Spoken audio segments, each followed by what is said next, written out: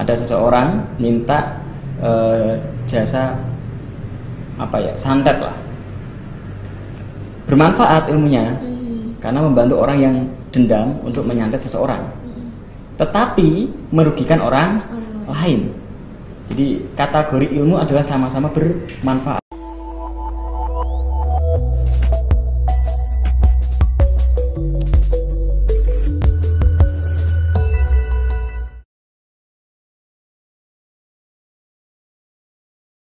Assalamualaikum warahmatullahi wabarakatuh.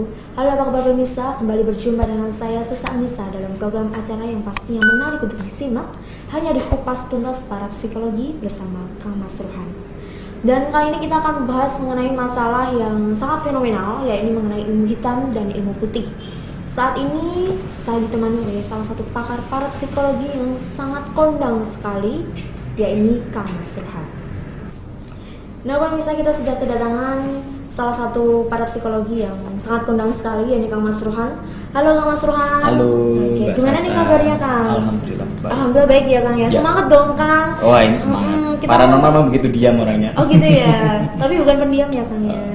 Walaupun kelihatannya agak ngantuk Kang, dan kita akan mau mengedukasi masyarakat yang ada di rumah, bagaimana sih atau apa sih itu yang dinamakan ilmu hitam dan ilmu putih Kang. Jadi harus tetap semangat, biar hatinya nggak abu-abu gitu ya Kang ya. Kan kita membahas antara hitam dan putih Kang. Biar nggak tengah-tengah ya. Iya, benar sekali. Ya.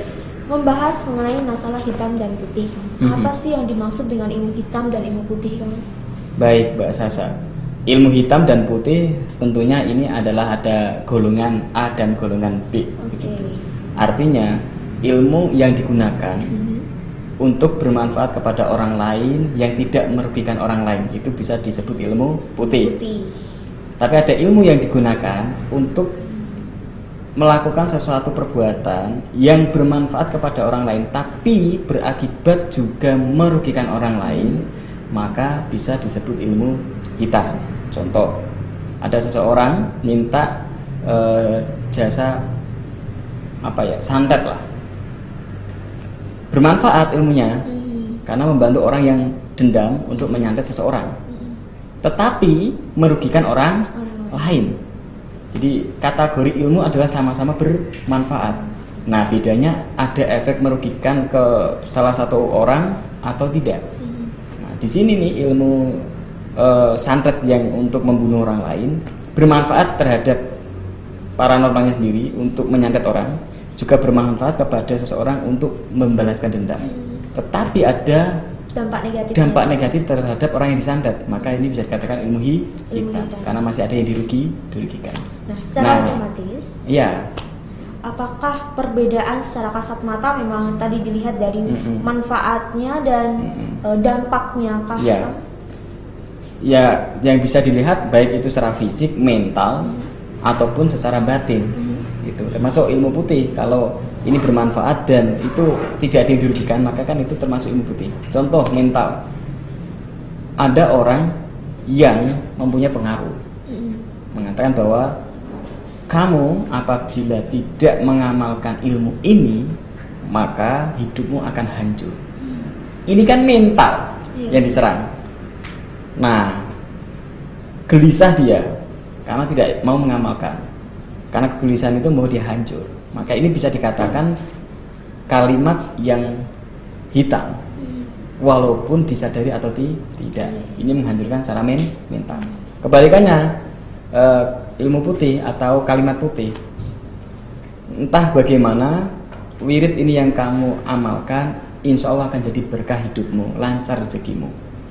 Nah, orang ini mengamalkan wiridnya dan berkat Tuhan dan juga kerja kerasnya, dia hidupnya lebih baik. Kenapa? Karena seseorang yang berpengaruh ini mengucapkan kalimat yang positif. Jadi bukan hanya fisik, misalkan disantet, dibacok, terlihat fisiknya luka, bukan hanya itu. Justru yang paling berbahaya adalah mental. Itu di saat diserang mentalnya luar biasa bahaya. Contoh juga ilmu yang sering dipakai, ya mohon maaf ini kepada para psikolog atau paranormal yang menggunakan ramalan. Ini juga berbahaya, hati-hati. Jika seorang peramal sering meramal hal keburukan, ya mau tidak mau itu termasuk kategori mengarah sesuatu yang sugesti atau pembicaraan kalimat yang negatif. Tapi kalau sebagai seorang peramal yang disampaikan hal-hal baik, maka memungkinkan itu juga sebagai perilaku yang putih. Makanya ada beberapa golongan yang tidak setuju dengan ramalan, termasuk saya tidak setuju dengan meramal orang, dan itu tidak baik. Kenapa? Karena khawatirnya ramalan kita tidak tepat. Seharusnya hidupnya baik, ada seseorang yang meramalnya tidak baik. Contoh, sudah saling seneng, waduh ini diramal Anda gak jodoh, pacaran saja berbulan-bulan, tiba-tiba dikatakan tidak jodoh. Bertahun-tahun juga bisa. Ada yang bertahun-tahun udah mau menikah nih. Itu Kang, saya mau menikah nih, terus tiba-tiba kita ramal pakai kartu atau mungkin pakai angka atau mungkin pakai apapun, tiba-tiba bilang, waduh ini menurut ramalan saya kalau Anda rumah tangga nanti akan hancur. Nah, ini nikah aja belum, pacarannya sudah lama, sudah niat mau nikah, tiba-tiba diputus dengan hanya kalimat ramalan. Ini kan merusak. Nah, ini nggak baik seperti itu. Makanya saran saya kepada masyarakat, tidak perlulah cari ramalan-ramalan itu. Apa yang Anda inginkan, berdoa sama Allah dan minta bimbingan orang-orang yang ahli untuk mencapai sebuah keinginan, itu aja. Nah, itu pun bisa dijadikan ilmu hitam loh. Di saat seseorang meramal atau membuat kalimat yang negatif. Apalagi yang lain yang macam-macam, ada yang menggunakan jin, menggunakan iblis. Wah, itu lebih parah lagi itu. Kalau seandainya meramal tetapi sebenarnya dia sudah bisa menerawang bahwa di kemudian hari akan ada masalah dan seperti itu. Kemudian beliau atau orang yang meramal ini mengatakan bahwa sebaiknya Anda seperti ini, tapi tidak memutuskan hubungan, itu bagaimana? Apakah bisa dibilang ilmu putih, Kang? Bisa, tetapi kalimatnya jangan meramal. Gitu ya. Misalkan nih, kita sebagai seorang para psikolog atau paranormal yang betul-betul ahli nih, tahu ilmu nama tabatin, punya indera keenam. Ini ada sebuah rumah tangga, sudah menikah, punya anak, tahu-tahu pengen cerai. Kita tahu nih kesalahannya adalah si suami karena berlaku kasar. Nah, kita tidak perlu mengatakan begini, hasil ramalan saya, aduh Bu, rumah tangga Anda nggak akan baik, karena saya melihat suami Anda kasar terus nih, sampai kapan pun akan kasar ini. Nah, ini kan negatif. Tapi kalau ngomongnya begini, dia tahu nih kekasaran seorang laki-lakinya, pandangannya kalau laki-laki ini tidak berubah maka akan hancur. Ngomong kepada istrinya, Bu, Anda sebagai istri, yang penting adalah berperilaku yang menyenangkan terhadap suami. Jika suami berkata kasar, maka ibu untuk melayani, membalasnya dengan kebaikan. Yang pertama, misalkan laki-laki ini sedang melakukan kekerasan, mungkin buka pintu dengan keras atau apa, ya si perempuannya harus membalasnya tetap dengan baik, tidak emosi. Misalkan Assalamualaikum Mas, Mas pulang gitu. Mau kopi Mas? Tawarin mau kopi Mas atau apa. Setiap ada kejadian yang kasar, diterimalah dengan tetap yang baik. Karena kadangkala kasar itu adalah pancingan setan kan begitu. Yang pertama. Yang kedua, sarannya pada ibunya ini, cari tahu apa yang membuat suaminya jadi baik. Gitu. Dan cari tahu juga apa yang membuat suaminya kok suka emosi di rumah. Misalkan mungkin ibu coba dicek apa yang ibu lakukan, apakah ibu membuat kesalahan? Jika iya, memintalah maaf dan rubah kesalahan itu. Misal nih, suaminya adalah senang wanita yang cantik, ya. Atau kita lihatlah klien kita, kalau yang datang itu adalah seorang wanita yang kurang cantik. Ini masalahnya, Bu. Nah, saya melihat ibu akan disayangi oleh suaminya dengan syarat minimal 1 kali ibu seminggu itu ke salon sekali. Kedua, ibu yang wangi, datang yang cantik. Ritualnya adalah, itu. Sebelum jam-jam suami pulang, ibu sudah dandan cantik. Harus gitu ya, Kak? Iya. Gitu. Karena kita lihat nih, kita aja sebagai konselor lihat atau sebagai konsultan lihat ini, udah nggak memperhatikan kecantikan laki-laki manapun ya sebel juga itu, pulang capek harusnya mucin, gitu kan, nggak asik gitu.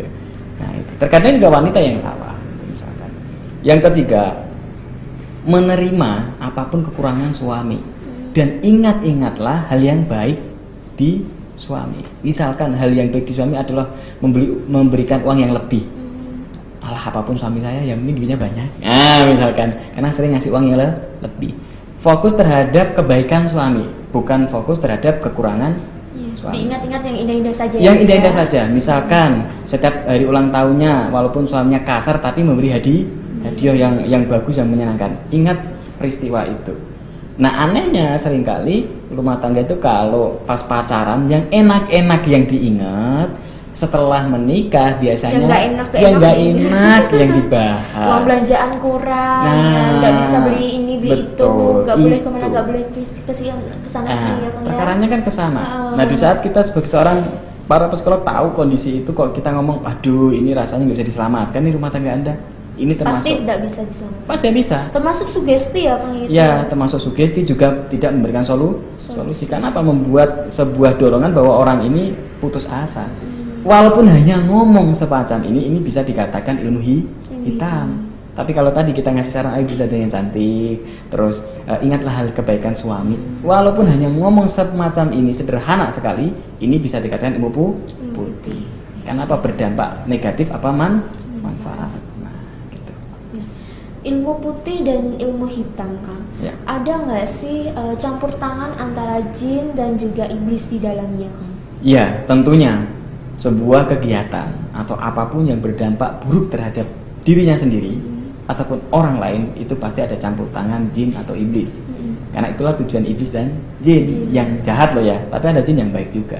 Ya mungkin kita sederhanakan iblis lah ya, karena yang kategori perilaku buruk kan iblis tuh. Iya.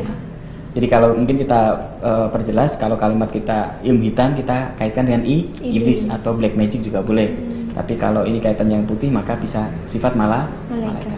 Ya tentunya orang-orang yang mengatakan atau berbuat atau melakukan contoh yang berdampak buruk dan itu adalah merugikan orang lain, ya itu adalah iblis. Entah disadari atau tidak disadari. Karena seringnya manusia itu melakukan banyak hal yang tidak disadarinya. Dan anehnya manusia tidak sadar terhadap sesuatu yang tidak disadarinya. Contoh, tiba-tiba marah tuh, tanpa sebab, suami pulang tiba-tiba cerai, suami bingung nggak ada apa-apa, marah-marah nih mama kenapa? Itu kan tanpa disadarinya, gitu. Tanpa dia sadar bahwa marah itu menyebabkan suaminya juga tidak enak perasaannya. Ternyata usut diusut, dia marah cerewet gara-gara lihat tetangganya dibelikan sepeda motor baru oleh suaminya. Dia hanya sepeda ontel atau motornya motor lama. Padahal kan gampang harusnya, Mas, motor saya sudah lama Mas. Itu tetangga motornya baru. Tolong dong diganti ya kayak gitu. Itu kan lebih indah tuh. Jadi harus pintar mengolah kata juga ya. Betul, dan menyampaikannya dengan berani, dengan lemah lembut. Ini kan disebut ilmu putih karena ngomongnya dengan tepat. Tapi kalau tadi apa itu ya bla bla. Padahal suaminya nggak tahu apa-apa, tahu-tahu marah-marah tanpa sebab. Gara-gara hanya soal motor lama sama motor baru. Ini juga tetap perilaku iblis itu. Kalau ada kalimat yang tahu-tahu marah-marah sendiri tanpa disadarinya. Makanya kita harus sering belajar menyadari diri. Nah, misalkan ini berdampak buruk, ya berarti kan buruk itu sifatnya siapa? Sifatnya iblis. Jadi walaupun dia menyembah iblis ataupun tidak menyembah iblis, di saat dia mengatakan atau berbuat atau itu merugikan orang, itu sifatnya iblis. Atau tanpa ngomong, tahu-tahu anaknya lewat ditampar aja, pak gitu kan. Iya, sadar gak sadar itu sifatnya iblis. Walaupun anaknya melakukan sebuah kesalahan. Gitu. Contoh saja, tiba-tiba anak main gelas nih. Ya. Terus tiba-tiba dipegang dijatuhkan. Bagi orang tua yang sifatnya malaikat, apa yang dilakukan? Atau ilmu putih? Ayo bersihin nak gitu ya? Enggak ya. Dipeluklah anaknya, adik nggak apa-apa, kok jatuhin barang-barang, gitu. Itu namanya barang jatuh. Gimana perasaanmu? Nggak apa-apa Pak. Oh ya udah apa-apa, yuk kita bersihkan bersama ya. Tanyakan perasaannya dulu, diselamatkan anaknya, dirangkul dulu. Umumnya kan udah begitu. Ini kok malah dijatuhkan? Ayo bersihkan. Ayo kamu tanggung jawab, bersihkan itu. Ya. Walaupun ngajarinya betul, tapi dengan cara yang salah. Nah, ini cara iblis itu.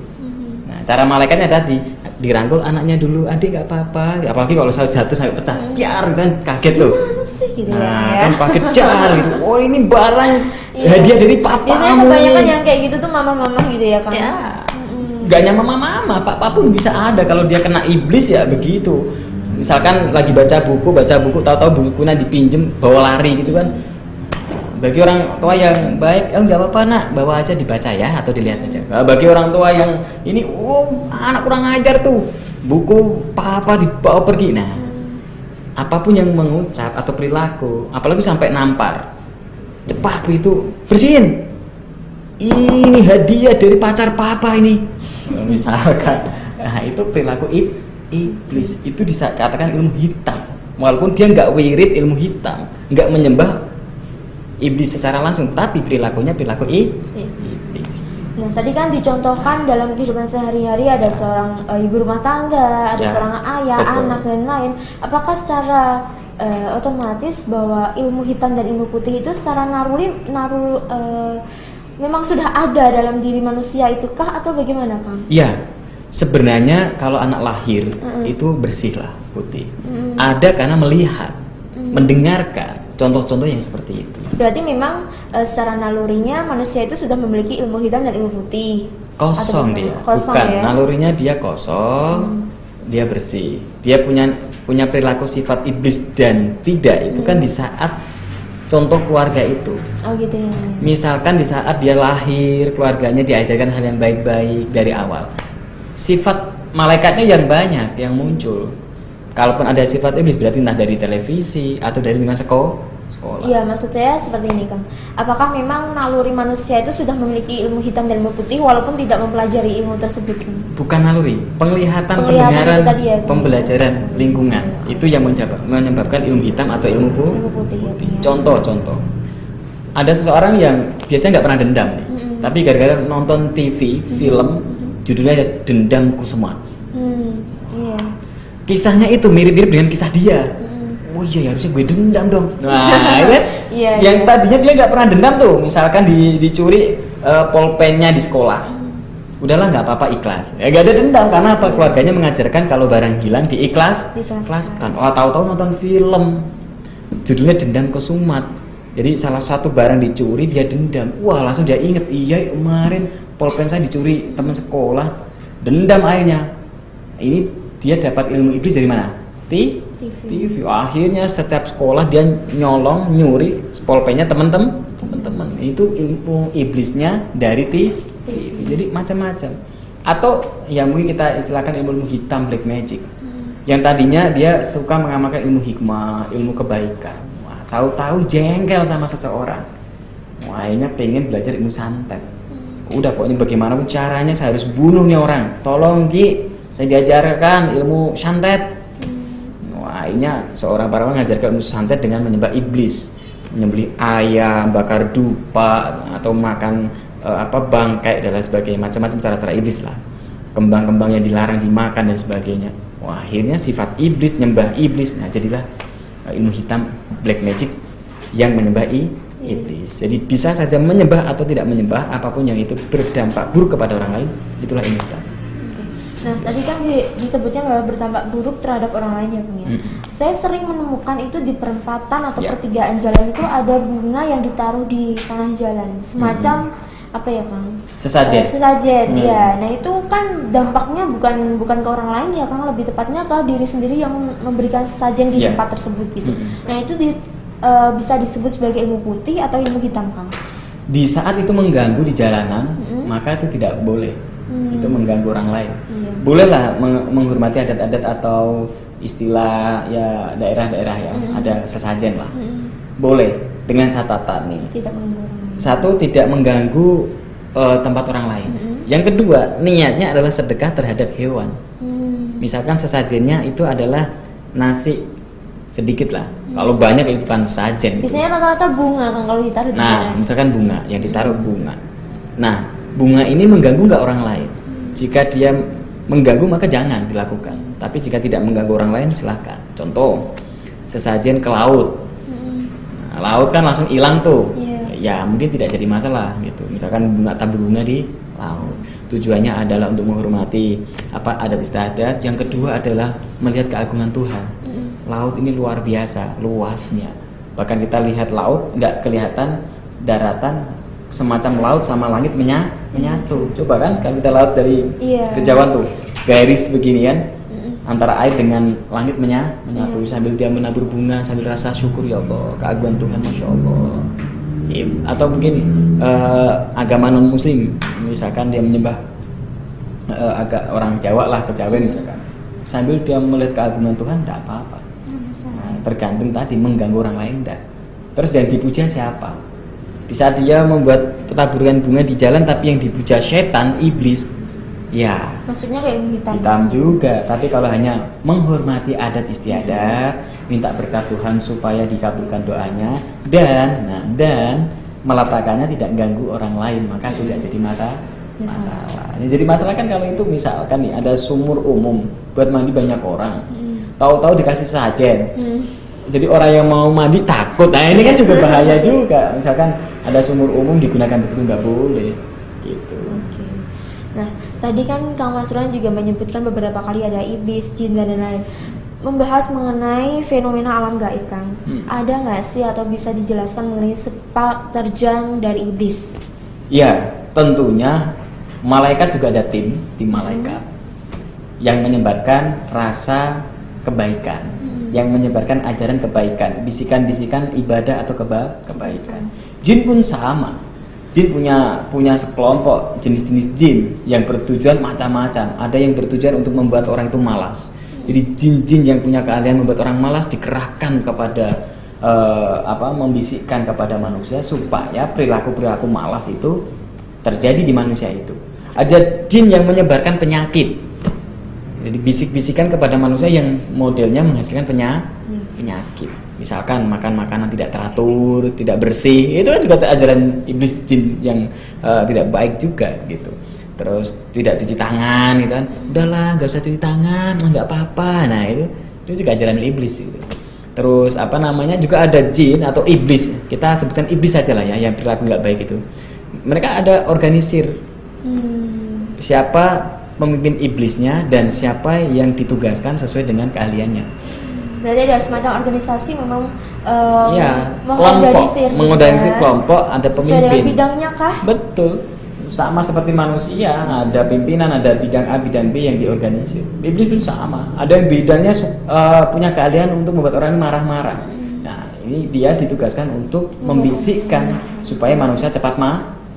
Itu iblis, itu sifat iblis. Jadi bukan hanya golongan malaikat, bukan hanya golongan manusia saja yang terorganisir. Iblis pun jauh lebih terorganisir, apalagi dia usianya jauh lebih panjang. Dan ya ada pelajaran sifat baiknya juga dari iblis. Sebenarnya kalau kita mau petik tuh, yaitu pantang menyerah. Iblis itu makhluk satu-satunya makhluk yang pantang menyerah. Ya? Beda sama manusia kan? Beda sama manusia. Ya bayangkan iblis nih sudah mengomporin manusia supaya marah. Waduh, nggak bisa marah. Dibuatlah yang lain. Dibuat kalimat rayuan. Dengan cara yang dengan lain apapun, nggak bisa cara yang lain lagi. Nah itu sifatnya iblis. Jadi ada sifat iblis yang bisa kita tiru, yaitu sifat pantang menyerah untuk merayu seseorang melakukan sesuatu. Nah efeknya cuman bedanya sesuatunya iblis adalah kejahatan. Kita bisa manfaatkan sesuatunya adalah perilaku kebaikan. Misalkan ngajak orang sholat, yuk ke masjid, atau ya diajak dirayu dengan cara yang berbeda-beda, atau misalkan kita ajak pengajian misalkan, atau suatu perbuatan, misalnya ada anak-anak jomblo nih, yuk ikut saya kemana? Ada pengajian, cantik-cantik perempuannya, siapa tuh dapat jodoh di sana, yuk sambil ngaji. Nah kan, masa sih? Yuk boleh lah. Pas ikut pengajian disadarkan oleh kiainya bahwa belajar ilmu adalah untuk diri sendiri. Yang tadinya niatnya mencari perempuan, bisa jadi sadar tidak lagi cari perempuan, tetapi cari ilmu. Walaupun mungkin sambil cari ilmu dapat jodoh di situ. Nah, ini mungkin adalah rayuan malaikat supaya ikut ngaji. Tapi kalau tiba-tiba ada keinginan untuk sesuatu yang menyesatkan, misalkan, ayo cari perempuan di jalan-jalan lah. Gitu, terus kita tipu mereka dan macam-macam. Ini bisikan iblis dan itu terorganisir, termasuk juga ilmu santet. Itu organisasi iblis itu. Kenapa? Yang dilakukan adalah dendam. Tidak ada orang belajar santet tanpa unsur melakukan dendam, kecuali belajarnya adalah seorang guru. Dia untuk meneliti atau memahami konsep santet. Tapi kalau ada orang awam tahu-tahu pingin punya ilmu santet, nah ini kan ya kemungkinan besar adalah dari dendam. Kecuali seorang paranormal atau kiai atau para psikolog belajar ilmu santet pingin tahu bagaimana cara ngatasinya, bagaimana cara menyembuhkannya. Nah orang-orang berilmu begini nih ya mungkin dia sebagai wawasan. Tapi kalau dia tiba-tiba ingin belajar ilmu santet untuk menyantet orang lain, ini adalah bisikan iblis. Gitu. Nah, tadi kan disebutkan bahwa ada bisikan A, bisikan B seperti itu. Apakah bedanya dengan tipu daya jin kan? Sama. Tipu daya itu kan caranya macam-macam. Bisa saja dengan bisikan, bisa saja dengan imajinasi. Nah, berarti apakah iblis dan jin jahat itu sama saja ataukah memang beda kan? Bedanya begini, kalau jin itu ada yang baik, ada yang tidak baik. Kalau iblis semuanya jahat ya? Namanya kan, iblis jahat semua, gitu, ya. karena dia adalah golongan yang paling, ibaratnya begini nih, jin itu seperti manusia. Ada yang orang-orang perilakunya positif, ada orang-orang yang perilakunya negatif. Jika jin ini berbuat kesalahan atau buruk, maka ini golongan seperti manusia yang nakal. Kalau jin ini yang baik berarti seperti golongan manusia-manusia yang taat ibadah atau yang punya perilaku baik. Nah, kalau iblis ya memang diciptakan Tuhan berbuat kejahatan. Enggak ada yang bisa. Kalau malaikat kan? Kebalikan dari iblis. Malaikat diciptakan hanya untuk kebaikan. Berarti malaikat dan iblis adalah sesuatu yang bertolak belakang. Betul. Sedangkan kalau jin itu seperti manusia. Betul sekali. Hanya saja alamnya yang berbeda gitu ya, iya. ya. Ada salah satu pendapat atau istilahnya apa ya, sebuah narasi yang menyebutkan bahwa paranormal bisa juga sebagai tokoh spiritual.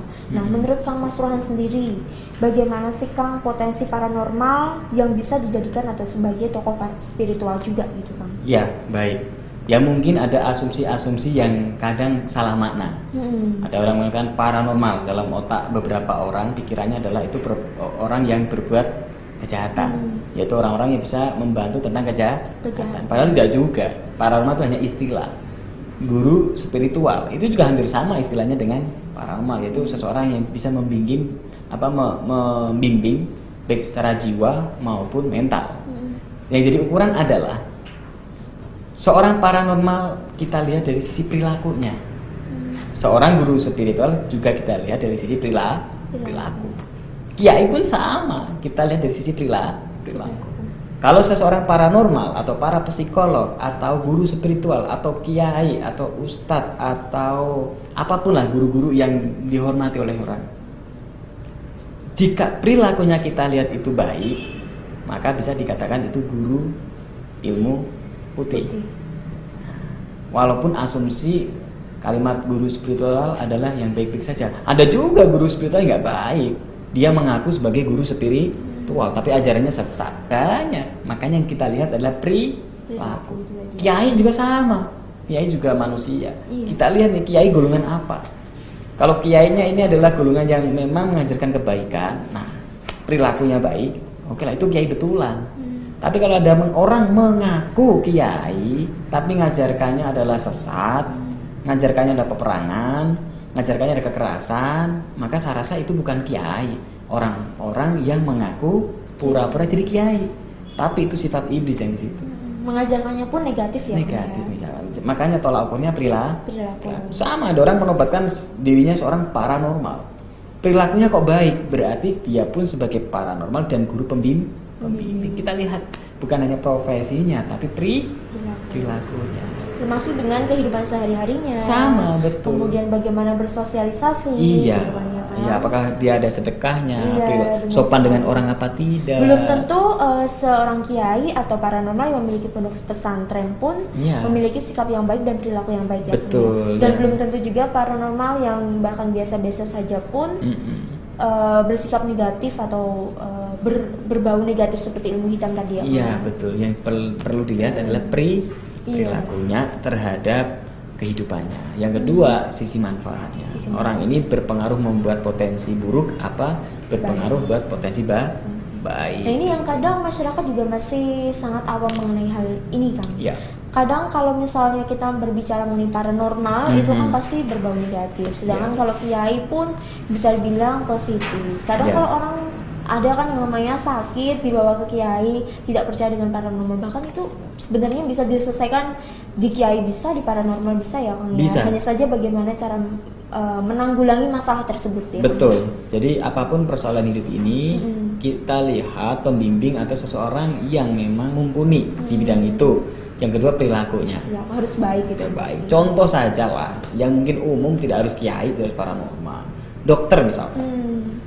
Dokter, orang sakit, datang ke dokter.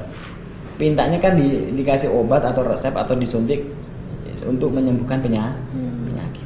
Tapi kalau ada dokter melakukan pelecehan seksual, itu juga dianggap perilaku yang tidak baik. Jadi bukan soal paranormalnya, bukan soal kiainya, tapi pribadinya yang kita nilai. Apakah perilakunya positif, apa negatif. Nah, kalau perilakunya positif, tidak apa-apa. Tapi kalau perilakunya negatif, mau itu dokter kayak, mau itu paranormal kayak, mau itu kiai kayak, ya itu perilaku iblis. Nah, membahas mengenai kodam, Kang. Hodam ya. Kekuatan hodam dilihat dari ilmu hitam dan ilmu putih. Nah, itu posisinya bagaimana, Kang? Ya, hodam itu adalah termasuk jenis jin ya. Berarti juga tadi seperti manusia.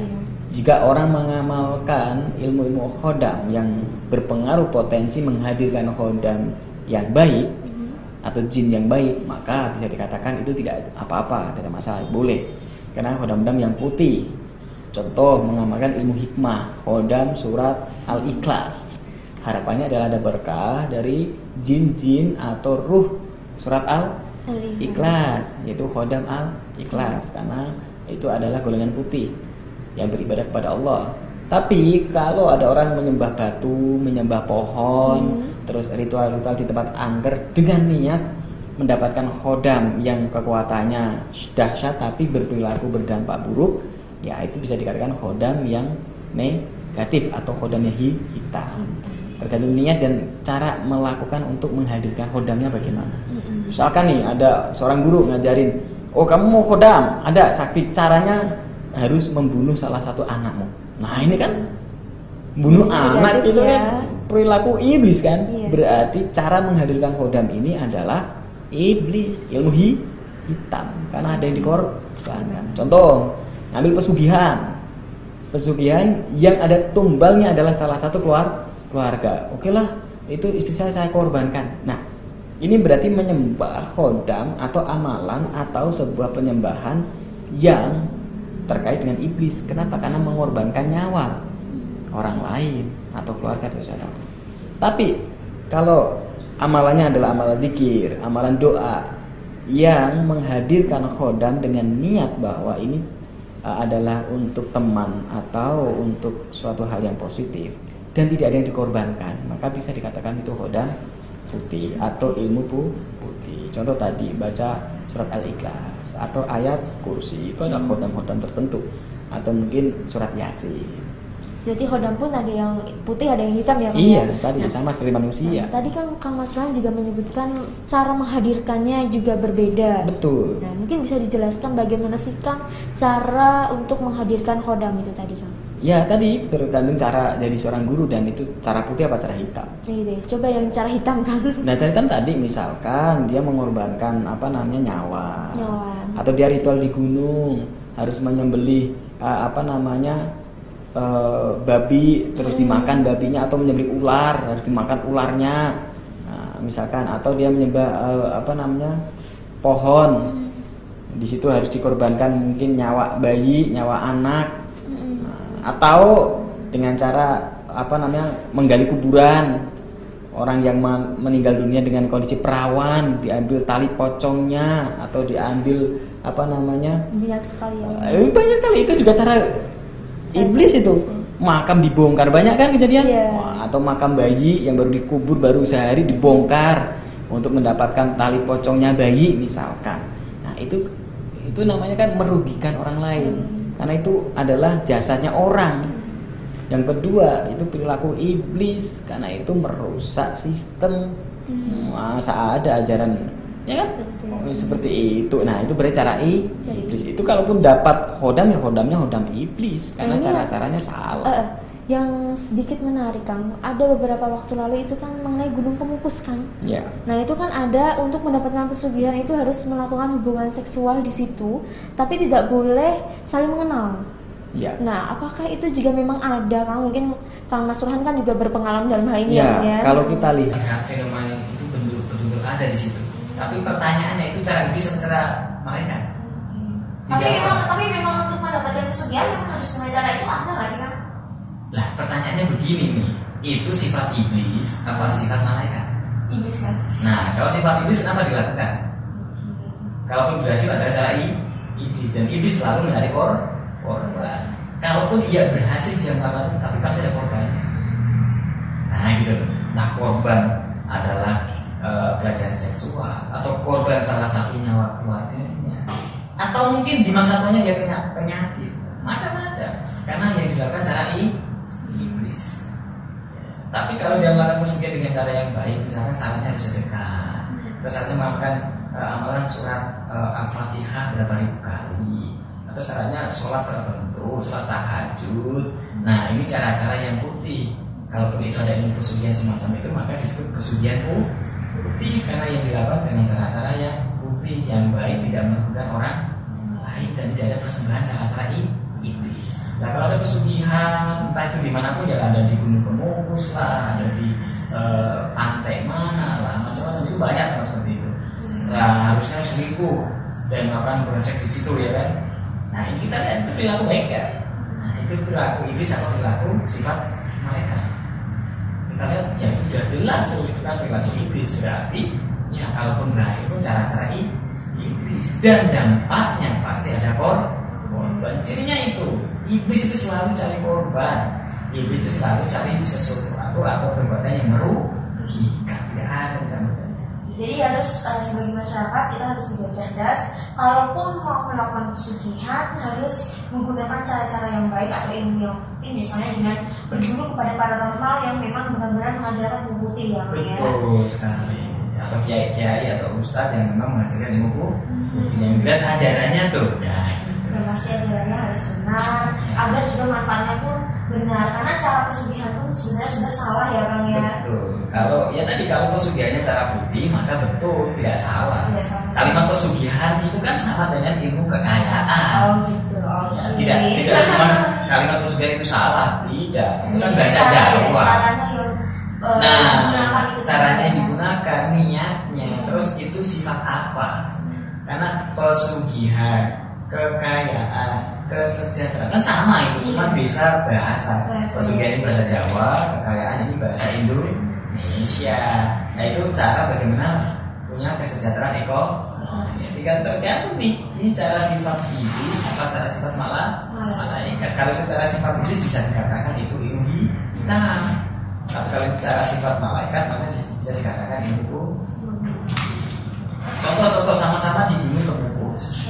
Datang ke sana, bersedekah di sekitar situ.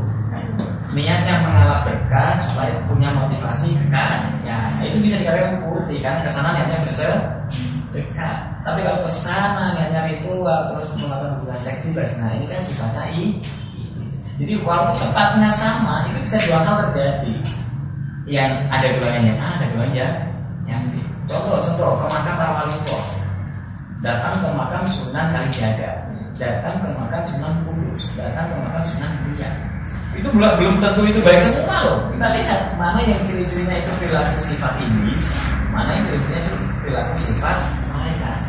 Misalkan di situ tiba-tiba bawa perempuan, bawa tumpang, bawa ayam dipotong, bawa kepala kambing, terus dia menggoreskan tangannya dan ajikan di situ, terus memuja-muja. Nah, ini ya iblis juga kalau kita wali.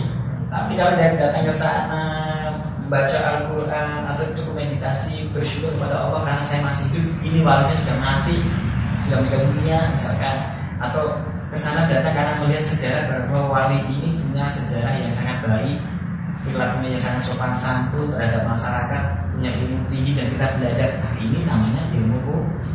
Tapi kalau ke situ menyembah dengan cara-cara yang itu cara iblis, ya walaupun datangnya ke makam wali pun itu bisa jadi iblis kalau caranya cara iblis. Jadi tujuan pun harus baik, caranya menggunakan juga harus baik. Cara-cara yang harus itu cara malaikat, bukan sifat-sifat iblis. Nah, mengenai penyimpangan yang biasanya dilakukan oleh para pengguna atau istilahnya ya pemegang ilmu gaib, itu biasanya apa sih yang biasanya dilakukan? Ya, yang menyimpang gitu. Macam-macam ya. Kalau orang lain melakukan penyimpangan ilmu gaib, ya biasanya mereka memang dari awal sudah salah melihatnya, karena mau dianggap sakti, pamer kesaktian, atau paling banyak awal dari dendam. Seringkali orang-orang mengamalkan dendam dari dendam, kebencian, merasa tidak dihormati orang lain.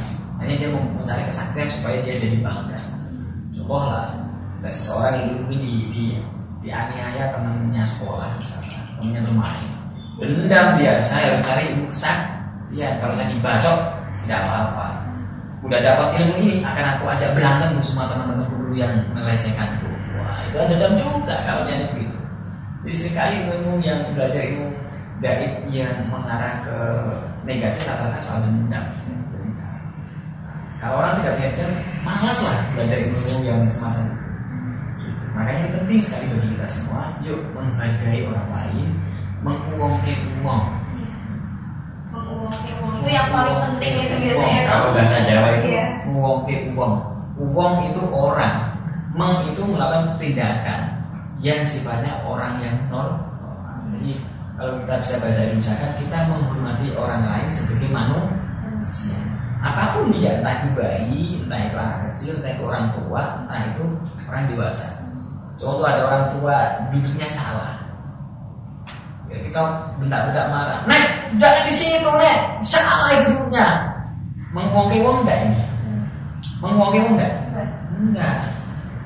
Menghormati orang tua enggak? Enggak. Saya kan, Nek, sini loh Nek, saya bantu. Duduknya di sebelah situ, Nek. Ini bukan duduk yang betul. Yuk, saya bantu. Ini namanya menguangke atau memposisikan orang sebagai orang yang baik. Ada anak kecil, maling-maling, lari-lari, acak-acakan. Wah, ditampar cepat. Ini menguangke enggak? Kita menganggap anak ini adalah sebuah benda yang bisa kita sisa. Kalau kita mau menghormati orang atau menguangke itu harusnya kan, Dek, bermainnya di sana. Yuk, tak antar tempat bermain. Ini area orang dewasa untuk diskusi, untuk ngobrol. Atau adik ikut main di sini sama Om. Itu namanya menguangke uang atau memposisikan orang sebagai orang. Kalau yang dihargai, kita juga harus menghargai. Jadi itu yang kadang disalahkan oleh beberapa manusia yang kalah dengan ego dan juga emosi. Betul, jadi egonya yang tinggi karena dia merasa tidak dihormati, hanya membuat perilaku tidak menghormati orang lain. Itu juga perilaku yang iblis juga, ya, perilaku yang tidak menghormati orang. Kan berbicara mengenai ilmu hitam dan ilmu putih, apakah kekuatan ilmu tersebut dapat mempengaruhi dari pribadi pemiliknya?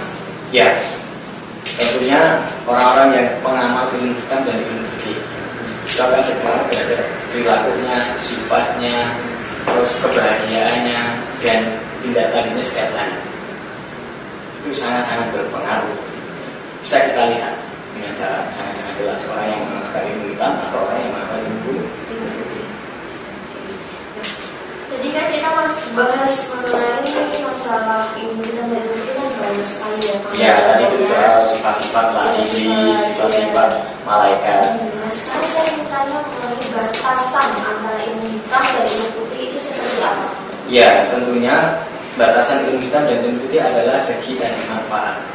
Apakah ilmu ini bermanfaat untuk orang lain atau merugikan orang lain? Itu yang batasan paling Batasan paling jelas.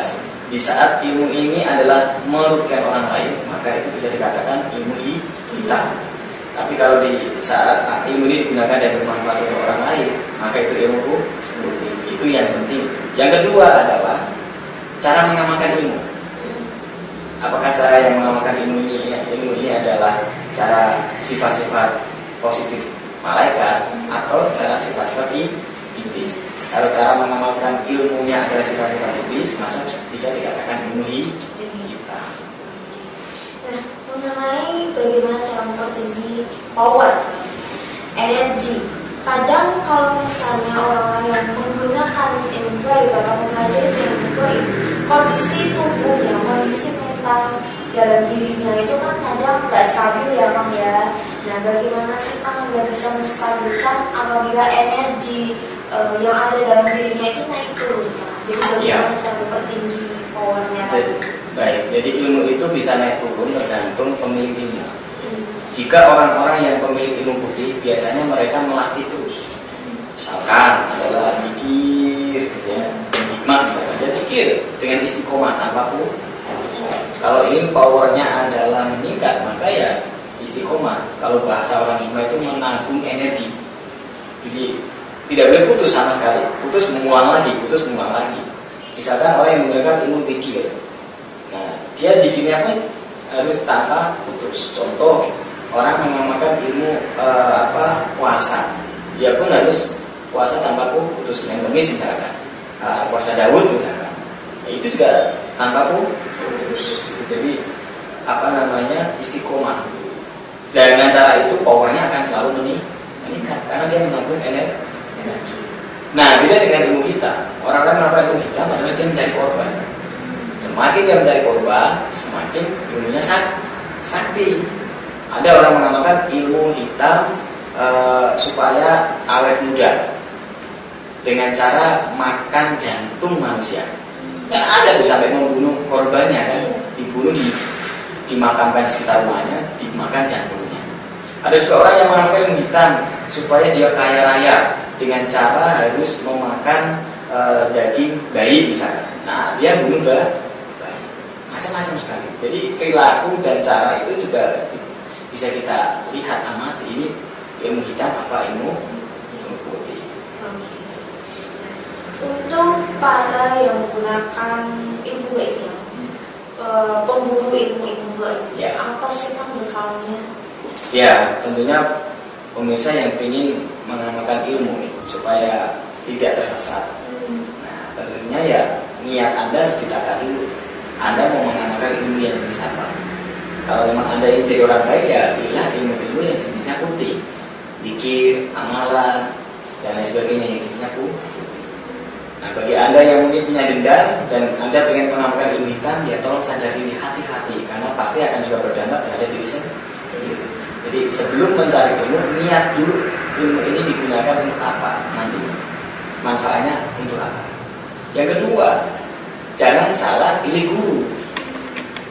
Jadi kalau salah pilih guru-guru yang mengajarkan ilmu hitam, Anda pun akan diajarkan ilmu hitam tanpa Anda sadari. Tapi kalau Anda belajar kepada guru yang mengajarkan ilmu putih atau ilmu yang dihalalkan oleh manusia atau oleh agama, maka Anda pun akan diajarkan ilmu yang putih. Jadi yang kedua adalah jangan sampai salah pilih guru. Yang ketiga adalah perilaku ilmu. Nah, kita lihat apakah perilaku ilmu itu mencari korban atau malah menolong orang lain. Kalau perilaku ajaran ilmu ini adalah mencari korban, nah ini jelas ini ilmu kita. Tapi kalau perilaku ilmu ini diarahkan untuk membantu orang lain yang tidak merugikan orang lain, maka nah itu bisa dikatakan ilmu putih. Jadi sebelum Anda mencari ilmu gaib juga dilihat nih ajarannya apa di ilmu itu. Dan tentunya yang terakhir adalah ya, tingkatkan iman Anda. Kalau iman Anda kuat, insya Allah Anda akan dipertemukan oleh guru yang berbukti dan amalan-amalan yang ilmu, supaya bisa membedakan apakah ini ilmu kita, apa ilmu putih. Tingkatkan iman kita. Yang penting adalah iman kita, gitu ya. Nah, kan ada nggak sih doa pelindung dari pengaruh iblis atau jin-jin? Ada banyak sekali. Bagi orang-orang yang mengamal iman bisa membaca Al-Quran. Ya, misalkan kalau Anda hafal Al-Fatihah, bacalah Al-Fatihah dengan istiqomah. Misalkan Anda hafal ayat kursi, bacalah ayat kursi dengan istiqomah. Misalkan Anda adalah orang yang ahli puasa, seringlah rajin puasa, Anda akan dilindungi dari ada yang mengajarkan baca Yasin 41 kali setiap sore. Ada yang mengajarkan baca surat Yasin 3 kali setelah habis maghrib. Ada yang mengajarkan puasa Senin Kemis. Setiap hari Senin dan Kemis puasa. Itu juga akan dilindungi oleh Allah dari gangguan sihir. Ini kalau dengan perilaku amalan ilmu. Apakah ada cara lain? Ada. Yaitu berperilakulah yang baik terhadap orang lain dan pemaaf serta mudah bahagia. Karena orang-orang yang pemaaf mereka sulit dapat pengaruh ilmu kita. Nah, orang-orang yang termasuk orang-orang yang sudah disantet itu karena orang yang pendendam. Kalau orang pemaaf tidak bisa disantet, karena orang pemaaf energinya adalah positif. Nah, orang pendendam energinya kan sangat kuat, itu mudah disantet juga mudah nyantet. tidak mudah terpengaruh oleh ilmu hitam. Nah, kan mengenai doa secara khusus yang memang selain tadi yang ada Fatihah, Yasin, ayat kursi dan lain-lain, ada doa yang lain yang memang secara khusus agar kita terhindar dari pengaruh negatif atau tolak bala kan masalah seperti itu. Bisa juga banyak. Salah satu contoh adalah la ilaha illa anta. La ilaha illa anta. Macam-macam. Ada juga yang istighfar. Ada juga yang baca surat Yasin. Banyak, tergantung apa yang dicocokkan untuk mengamalkan itu. Yang pertama. Yang kedua, tahu maknanya. Tahu maknanya. Ya, misalkan istighfar. Tahu maknanya. Istighfar itu apa? Ya kan? Astagfirullahaladzim. Mengakui dosa. Supaya menyadari bahwa ini saya berbuat dosa lagi apa tidak. Istighfar. Surat Yasin maknanya apa? Dibaca maknanya sih. Jadi tidak cukup hanya membaca, perlu ditahu maknanya. Terus misalkan surat Al-Fatihah, tahu artinya. Jadi cara yang paling bagus adalah membaca surat yang Anda tahu artinya. Nah, ini juga salah satu tips untuk saya dari rumah, bahwa ketika kita berdoa, kita sudah berdoa panjang, lebar, kali tinggi, tapi nggak tahu artinya dan ternyata tidak sesuai dengan harapan kita. Nah, itu kalau bisa, makanya dalam agama Islam pun ketika kita berdoa bisa menggunakan bahasa Jawa, bahasa Indonesia, bahasa Arab atau bahasa manapun. Tuhan itu serba mengetahui, ya, maha mengetahui dan maha mengerti apa itu isi doa dari makhluknya, hambanya juga. Jadi harus tahu artinya kalau mau berdoa seperti istiqomah. Nah, ada kiai yang mengajarkan ya, la ilaha illa anta subhanaka inni kuntu minadz dzalimin. Itu artinya apa? Kalau baca saja ya berpengaruh, tapi tidak berefek terhadap diri. Hanya terbentengi begitu. Jadi memang harus tahu artinya bacaan itu supaya paham maknanya, supaya berefek terhadap diri sendiri. Nah, kan satu lagi ini untuk para pemirsa yang mungkin sedikit sangat penting ya, Bang, ya, yaitu ciri-ciri orang yang memiliki ilmu hitam dan ilmu putih. Bisa dijelaskan kepada pemirsa yang ada di rumah kan? Ya. Ciri-ciri ilmu hitam dan putih banyak sekali ya, tapi saya sebutkan perilaku misalkan. Ya, yang kedua adalah dari ciri apa yang dia lakukan setiap hari, atau mungkin bisa dilihat dari rumahnya itulah, atau sosialnya dulu. Kita lihat orang-orang yang mengamalkan ilmu hitam, itu rata-rata rumahnya adalah jarang dikunjungi orang lain. Terus banyak sesajen-sesajen yang itu tidak rasional.